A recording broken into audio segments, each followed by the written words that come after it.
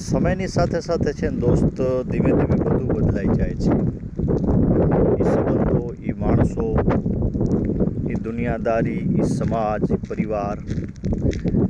જો તમારો સમય સારો હશે તો બધા તમારી નજીક હશે, બધા આજીજીજી કરતા ફરશે. પણ જો તમારો સમય નબળો આવી ગયો અને નબળા સમયની લોકોને ખબર પડી ગઈ તો તમારી બાજુમાં ઊભા રહેવા માટે પણ કોઈ તૈયાર નહીં રહે.